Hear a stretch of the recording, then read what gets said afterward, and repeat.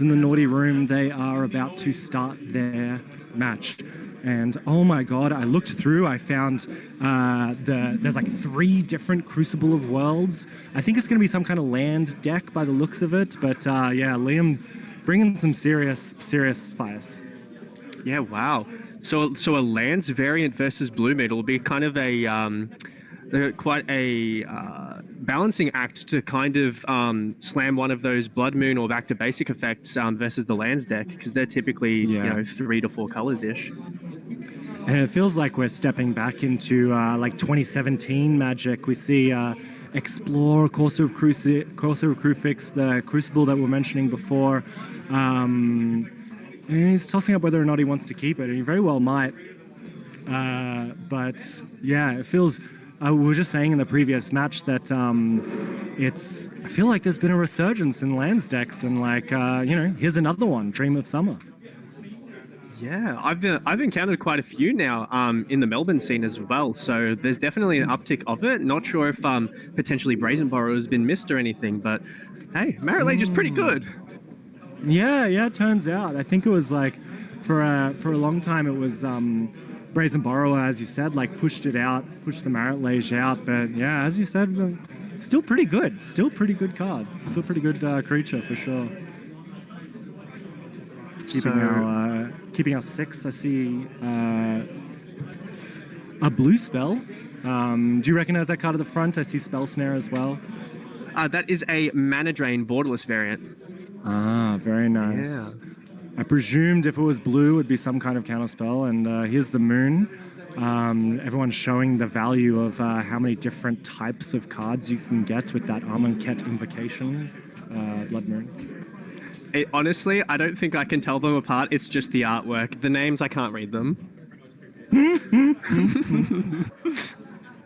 Yeah, it's quite the skill, absolutely. Here comes Land Not Sure, and then Entomb. A scary play no matter what. I mean, Liam was like, I'm kind of not going to tell you what I'm playing. Let's call it Dream of Summer. And so for Chris, he might just straight up counter this. I mean, we did see the Mana Drain, as you said before. And I think like versing Reanimator decks, you're like, you do want to get the Entomb because you only have one Entomb, but you have multiple reanimation spells. So I think this is a pretty nice heads-up play by Chris, even though he doesn't know that Liam is playing something a little bit more spicy and might have entombed for a Life from the Loam instead of a giant creature. Yeah, and also notably fetching the basic Swamp immediately versus the Blue Moon Pilot. So the information was relevant prior to the game. Yeah, that's right. That's really funny. Because I was like, oh, Chris, can you like tell me what you're playing, but like do it in a slight way so that your opponent doesn't know? And he's like, I don't care, I'm playing Blue Moon. It's like, all right, well, that's why the fetch happened, but I don't think he seems to mind. I believe they're both out of contention for this for the top earning spots, but good looking decks regardless. Yes, they explored, put their Maze of Ith inside, and now we've got a mana floating going for that Urza's Bauble.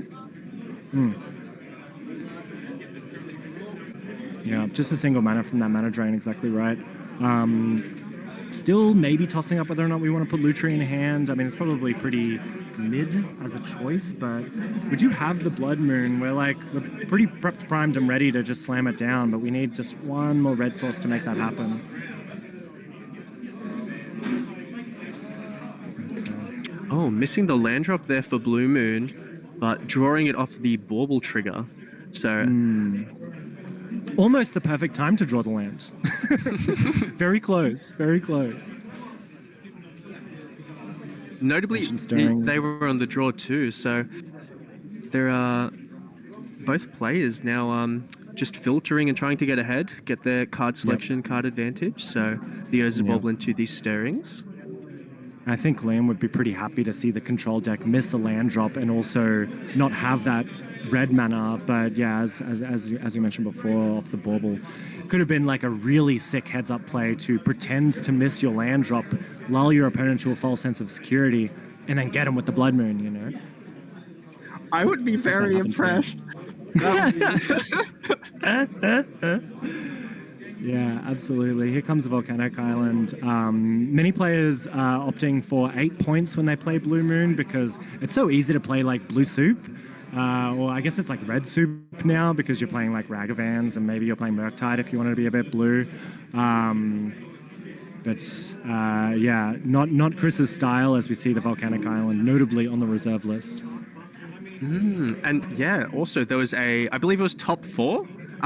Was 8 point at CanCon of blue. Yeah, That was impressive results as well. So it is very playable and a great pilot on the deck too. So yeah, no doubt, no doubt, and we do see now that sort of spikier players, because we've had this conversation many times about how 8 point list is this and 8 point list is that, but for newer players, it was obviously a very good way to get into the format. But I think some of the sentiment was, if spikes aren't trying to break it, then it won't be broken, And then I think that's starting to happen now. People are turning their eyes to 8 points. Okay. We are locked under that Blood Moon well and truly, but pretty nice. Liam ended up being able to get that forest and get the swamp. So, I mean, he won't be able to do anything with this Dark Depths nor this Maze of Ith, but at least his mana works. yeah, at least getting to play some of these prior used fetch lands as well. But yeah, only having the two basics out, quite backbreaking when you've got a Courser of Krufix in play too. Oh yeah, so many. I think it's actually in hand. Oh, in hand, yes. By the looks of it, yeah. But it's going to be really hard to cast that Courser of Krufix because of that double green. Like he might not even have two green basics. Some of these land decks, it's like really hard to make those extra room for basics.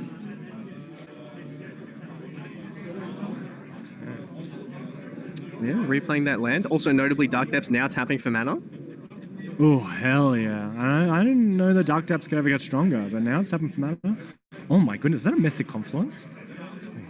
Our Moon player is really Mooning now with that Mystic Confluence 5 mana leak or draw a card or something. It's kind of like Cryptic Command, not quite the same.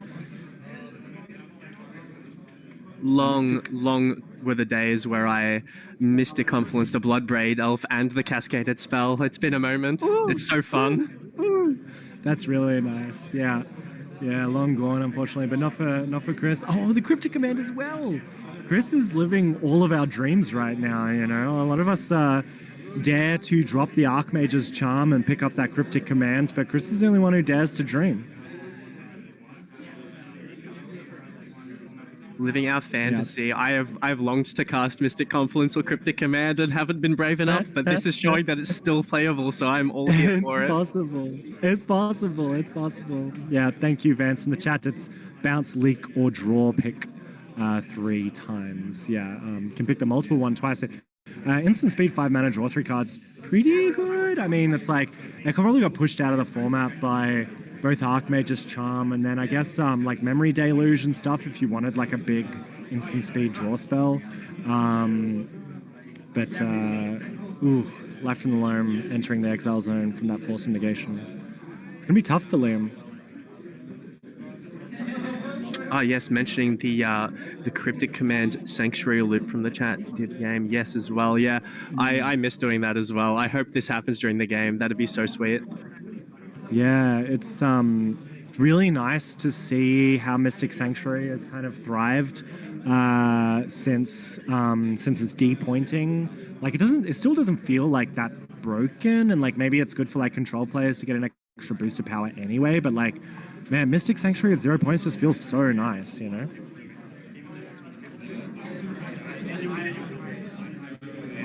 Lovely. Here comes a Sailor's Bane. Sailor's Bane cheaper for each instant sorcery in your graveyard, and then it has some kind of ability ward maybe, but it still only walks. It doesn't have the any sort of evasion, so it can be blocked by anything. But at the moment, that's not Chris's problem at all. Yeah, being a 7/7 for 2 mana effectively, because this deck just wants to play every type of instant sorcery, counterspell, cantrip, everything. So ends up having Ward 4 as well, which is almost hexproof in this format too. Yeah, Ward. Ward 4, unreal. Yeah, I think even like Ward 3 is probably nearly hexproof as well, but like Ward 4, that just puts it away. And we're going in for game. All right. That was Brazen a quick Borrower one. It takes was it a down. pretty decisive Blood Moon situation. I think Chris shows how comfortable he is telling people he's on Blue Moon and then immediately Blood Mooning the lands player. It's like, what can you do, you know? Yeah, that really reminds me of that era you spoke about before of like 2017 to 2018, where I think I saw a lot of Blue Moon, a lot of lands, and this was a very common matchup of that time. So really cool to see this matchup taking place in this year as well. So very impressed. Yeah. Time is just a flat circle, my friend. And we're seeing the benefit of it here. We got some cards on the sideboard. Just Submerge and Relic of the Progenitus by Chris. Just a really light touch on that sideboard. We'll see what Liam brings in, but yeah. Have you ever played this matchup before? Have you ever been on either side of these? I used to play a little bit of Blue Moon back in the day. I know it's in my repertoire of blue soup I have played in the years. So back when oh wow, Dig Through Time was 1 point. I think I was playing it then. Yeah, deck was very fun, very nice. I think Brazen Borrower just got printed or about to be printed, so the matchup was very hard until that Brazen Borrower printing. So yep.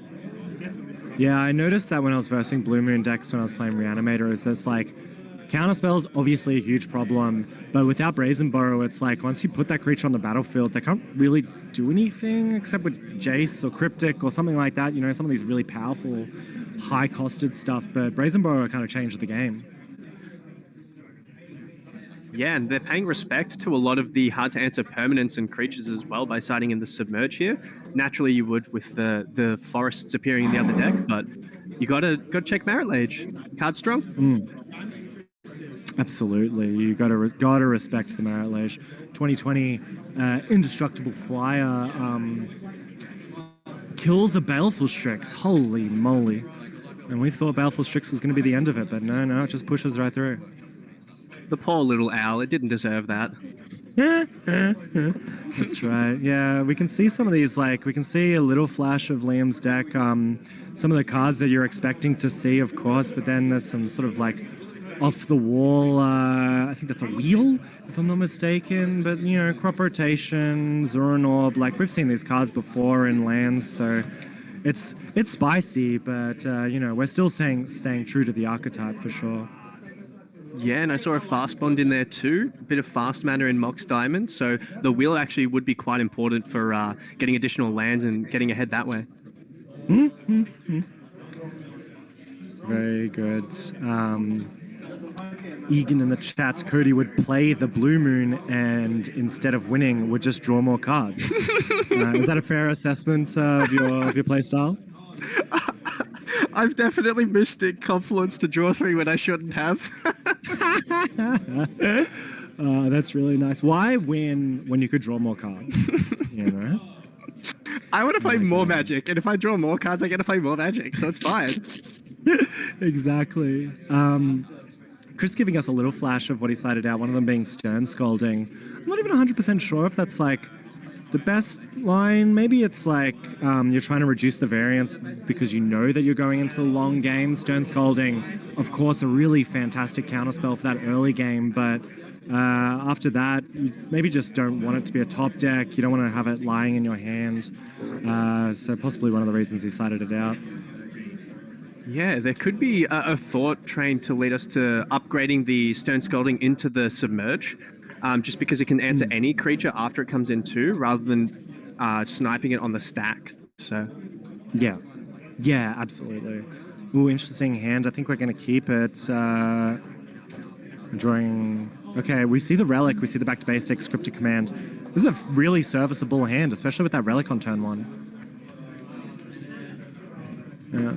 Thank you, Liam, for almost showing us your hand. Move it from where you can see it to where you can't, but that's okay. The players like to be very helpful. I think I see a Seeds of Innocence, maybe.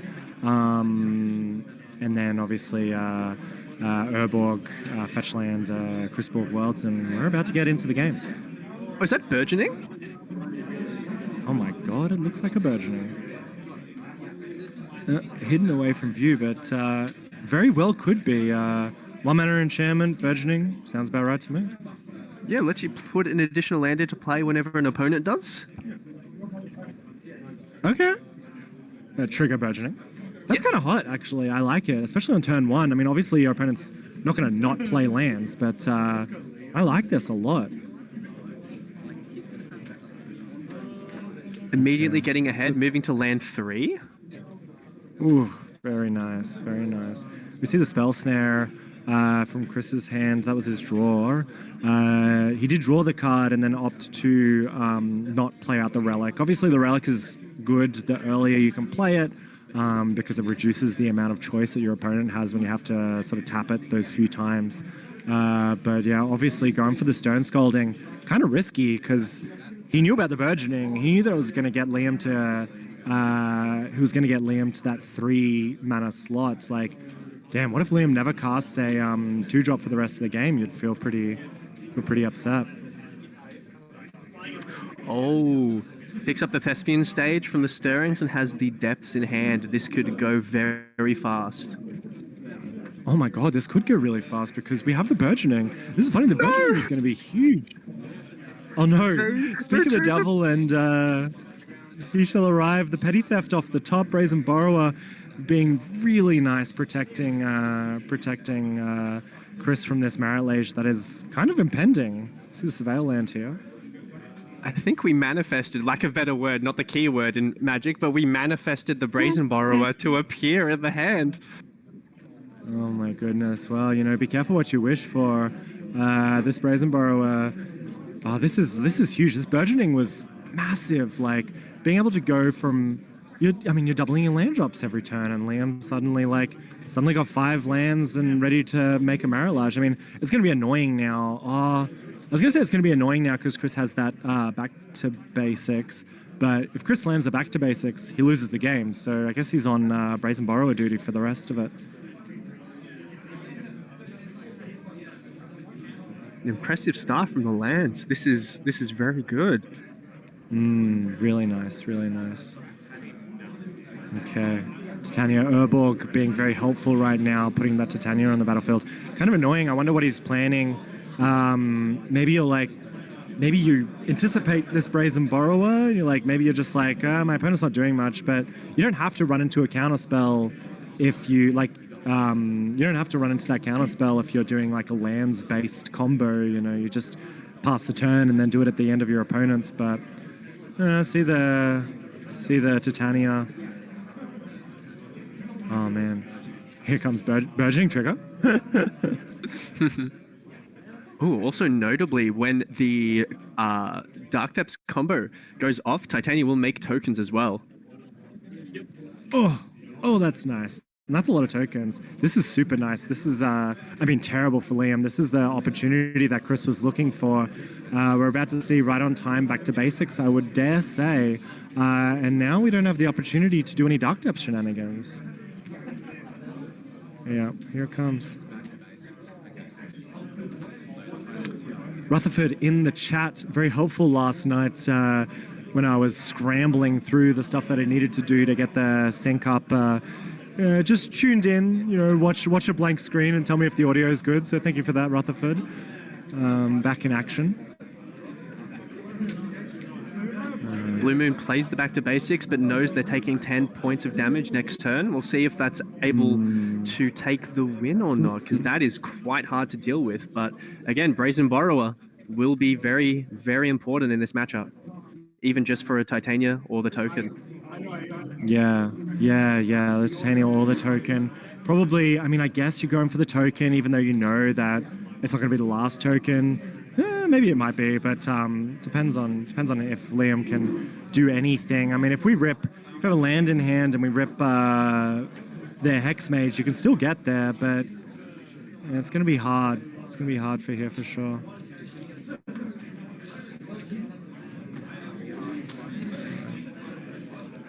Tapping our swamp here. Here comes the Entomb.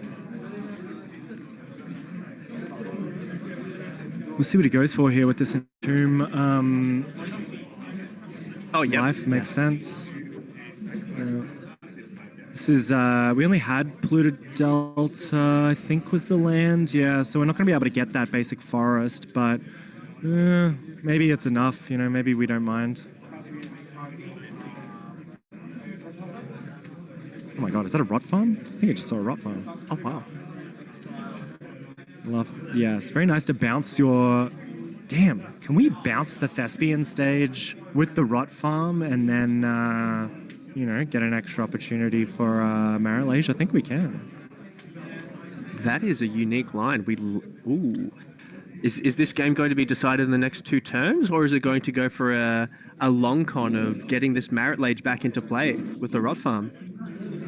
Yeah, it does. You're right. That's like, maybe it's like better off that we just go for the Titania, do this life from the loam shenanigans. Like every fetch is a 5/3. Like maybe you're just prioritizing that, and like that's what you probably should do when you're in the leading position. Is just like ride the Titania wave for as long as you can, and then after that, you know, maybe we'll talk about a Marrowlage or something. But the most important thing is like, you already got the thing. Just wait for your opponent to respond before you do anything else. And I think Liam's being very stoic about it, you know? Yeah, being ahead on board just needs to wait for some sort of interaction for the opponent. So we'll wait to see what Chris is able to do in this scenario. Looks like they'll be casting something after this fetch. We're hoping for it. Only a one use. So I think we saw Cryptic Command, if I'm not mistaken. Yeah, so there is the Cryptic Command. Kind of awkward that Wooded Foothills can only get the Volcanic Island, but you do need that triple. You need that triple blue, so it's kind of locked into using it like a Lotus Petal. This is a good spot, you know. Oh man, tap bounce, bounce something. What are we doing? Yeah, tap bounce. Love that. Not enough tap bounces these days, you know. Really happy for it. I lost a game on Monday at our casual event because my opponent tapped my team and swung for lethal. I'm like, where am I? What's happening here? Cryptic Command or Sleep? Which one is more impactful in this game? Yeah, exactly. And it was the Cryptic Command that got them there for that win, but it was very, very funny to have experienced that. But I think Liam's back. Liam might still be in the driver's seat here. He has 3 lands. He can't use them yet because it's not his turn, of course, but he will have access to another fetch and therefore another token from the Titania.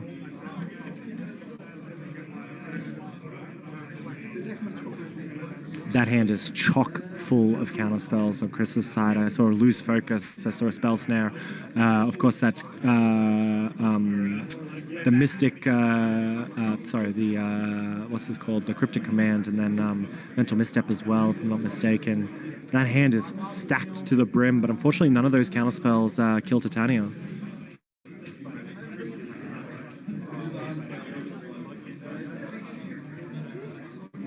We are lacking on an answer, yeah. They have the Lorien revealed to get a land for the next turn as well.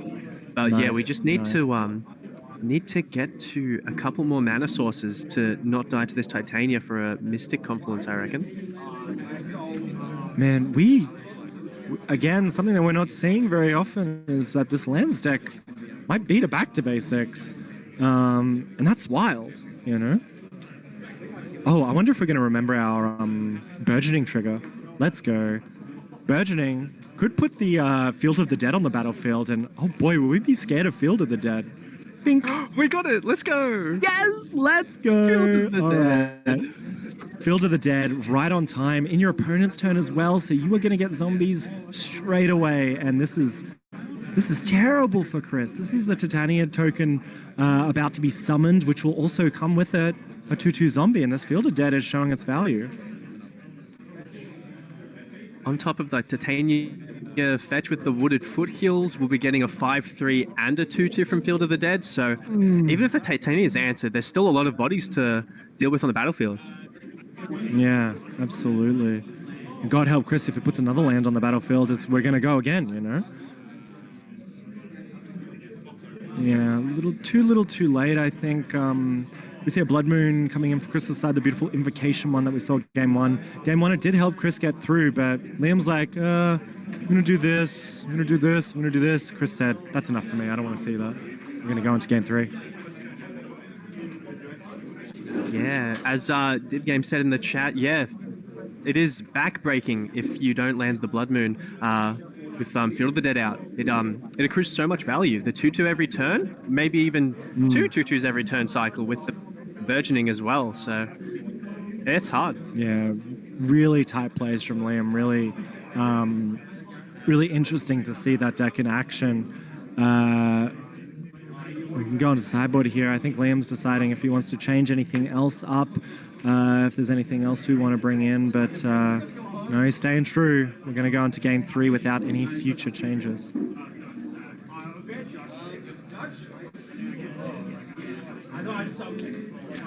Who's your money on, Cody? Because we know that Chris is on the play now. We could see an early Blood Moon. Yeah, being on the play with the Moon deck, it's looking quite in their favor on this one as well. I think I would lean towards the Moon deck, maybe because they're living my Cryptic Command and Mystic Confluence dreams, but we'll see who takes the cake. But I think I want to put my money on the Moon.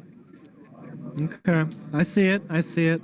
I guess for the sake of competitive diversity, I'll say Liam. You know, I like that Field of the Dead, and I liked the kind of the spice. I think you do get so much value out of like Fear of the Unknown. You know, when you're playing like a particular spicy deck, your opponent might just like counter the wrong thing because they're like, oh, I don't know what's going on here. Like, what the hell is my opponent doing? You know.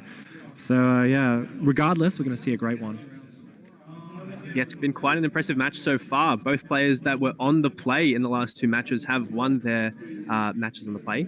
But we've got a Mystic Sanctuary in the opener. That is the drawback of having it registered in your deck, is the opening hands get a little difficult, but they're keeping, so. Yeah. Okay, Chris is going to go for it. I think that's a Lorien revealed. Yeah, so Strip Mine, ouchie, ouchie. Thankfully, we will be able to get another island here. Looks like we're going to go straight for the Volk or maybe the Steam Vents if we just... yeah, that's fine. But that's super interesting.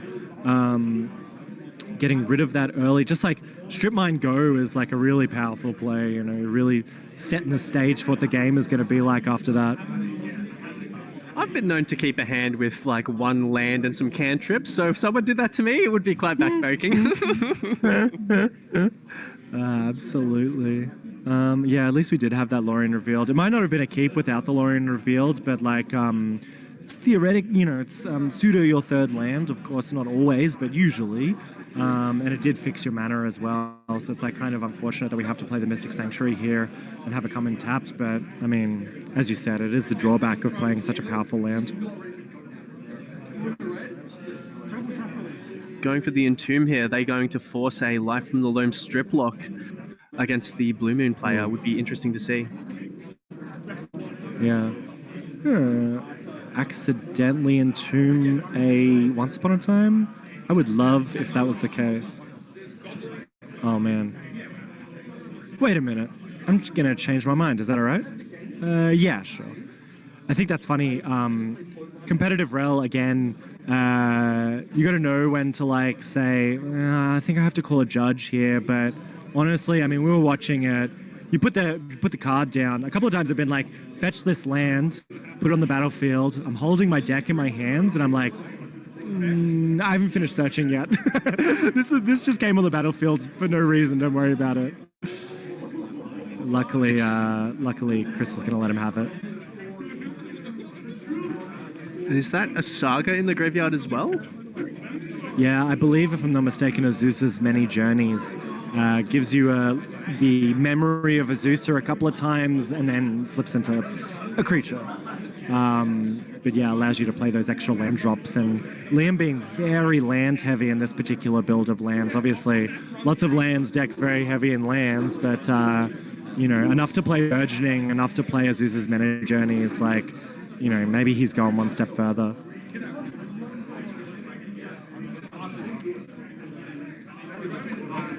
A horrible time for Chris. This is not where you want game 3 to go. Like a strip lock, it takes a long time, but it gets you there. It gets you there. Yeah, and by missing a land drop as well, passing and your opponent get to strip mine you again. Ooh, it's quite backbreaking as well, but there is, I think, a force of will in Chris's hand. So we might be able to counter the next Life from the Loam. Yeah, stems the bleeding, but it's in no way a definite answer. You need that force of negation like we saw in game 1. Just like, put it in exile, don't ever talk to me again, do not pass go. But, we're going to go again. You have my Field of the Dead 3rd card. Ouch, ouch, ouch. Poor Liam, the tips of his fingers calloused from shuffling for hours and hours and hours. He cannot touch the buttons on the iPad. We feel for him, we pray for him. We hope the best for him. Cracking too many fetch lands, the classic Magic player curse. Exactly, exactly. Yeah. When we're talking about stemming the bleeding with the Force of Will, we do have Lose Focus. I mean, we can do it again, maybe. Submerge, not exactly the draw that probably Chris was hoping for right now. But he's got Mana Leak, he's got he's got Force of Will. He can stop this from happening a few times, but this is in no way a definite answer. Ooh, they can come back if they draw that land. Yes, into a back to basics here to lock that out for a while. Oh, nice. Okay, I take it all back. We can stem the bleeding for longer, and back to basics will do it. Can still make a land drop and eventually have it happen, but yeah, Strip Mine fortunately doesn't really get dinked by back to basics, but yeah, the everything else will, of course. Notably, they do have to lose a land to cast this back to basics too, so this Mystic Sanctuary gets locked away. Oh, of course, yeah. And also, again, with the Flooded Strands, really getting unlucky with those fetches. We saw in a previous game that they had to get the Volcanic Island because they had a Wooded Foothills but wanted blue. Now they need a basic but only have Flooded Strand, and we're off red banner now. Yeah, it's the balancing act of the fetch lands and the 2-color decks. You only get to play, I believe, 7? So it ends up becoming quite difficult to land your basic mountain when you need it or your basic island when you need it if you draw the wrong ones. So Prismatic Vista ends up becoming quite important in the deck. Yeah, absolutely. Prismatic Vista, like, one of the best fetches. Oh, damn, that's another copy of Scalding Tarn, you know? Yeah, exactly. Yeah, so these decks end up getting to play a few utility lands, but not too many because they do have to balance the act between this back to basics, Blood Moon, Mystic Sanctuary, everything. So yeah. And we see multiple blue pips from Chris. This is like nearly mono blue control splashing red. I mean, obviously you're going to play Lightning Bolt and you're going to play Blood Moon, but you're kind of okay to just mostly play blue. And Chris is taking full advantage of that with Mystic Confluence being blue, and Archmage's Charm presumably, and of course that Cryptic Command as you mentioned before. Ooh, both players going for free spells, Endurance pitching Burgeoning and then Force pitching Mystic Confluence. Yeah, kind of interesting with the Burgeoning. I guess you're like telegraphing that you're not going to be able to make those extra land drops. Probably Liam's hand a little bit devoid of that sort of thing. Interesting to like go for the Endurance. I'm not sure exactly where his mind is, what he's scared of in that graveyard, but it's got to be something. Woo! Oh, wow. Here we go again. A heads-up play here. Here we go again. Yeah.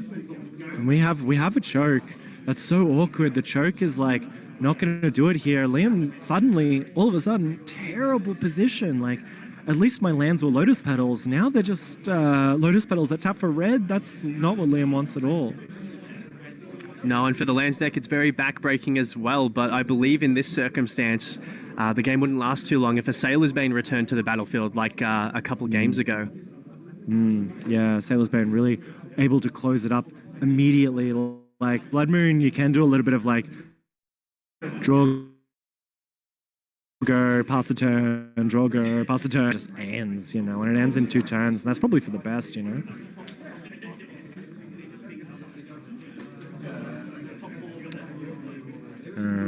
Going a hand size here. This is not good for Liam at all.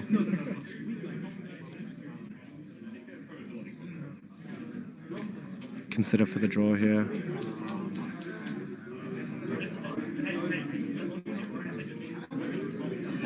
Okay. Here comes something. Oh, Tolarian Terror. Wow, just another variant of these Murktide or Sailor's Banes. A 5/5 with Ward 2, a Pauper All-Star. This card's very impressive, and this one might be enough to start pressing the advantage, so...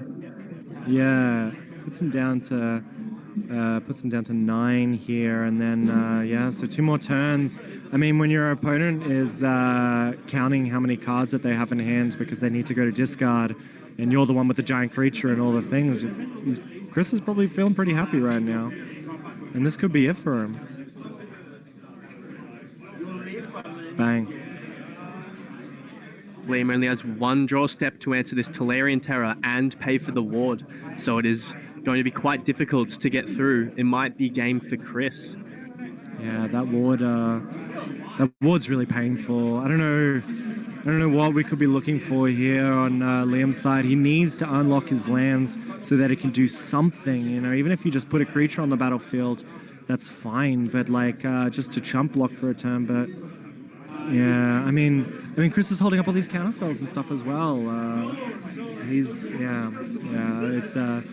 not looking good for Liam, and I think a prediction might be coming true.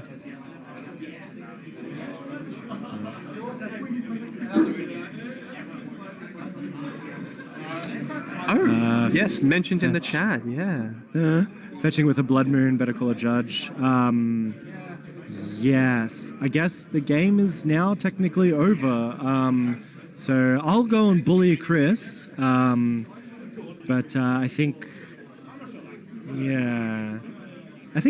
it's game is over. I think that's how the magic works.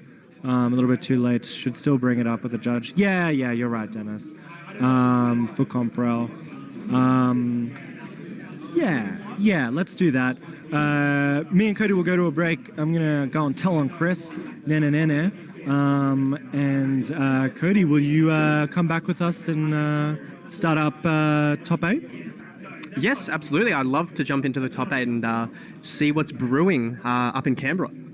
Yeah, lovely. Looking forward to it. And we've got about 10 minutes for our viewers at home. So yeah, we'll go and sort out this issue.